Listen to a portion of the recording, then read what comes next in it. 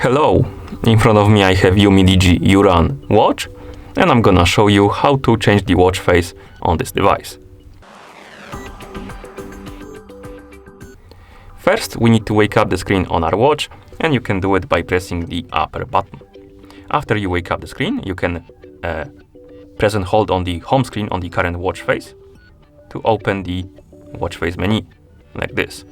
And in this menu you can scroll up and down by swiping up and down on the screen to scroll through the list of watch faces, find the watch face you like to use, and then tap on it to select it and apply it, like this. You can also change the watch face through settings on your watch, and to do it, wake up the screen by pressing the button, then press the button again to open the menu. Now scroll down, find the settings icon and tap on it. In settings, select display, then tap on style. And again, it will open the watch face menu. We can find the watch face you like to use, tap on it to select it and apply it.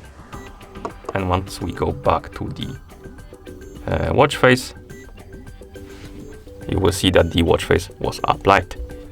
Okay, and that's how you change the watch face on this device. Thank you for watching. If you found this video helpful, please consider subscribing to our channel and leaving a like on the video.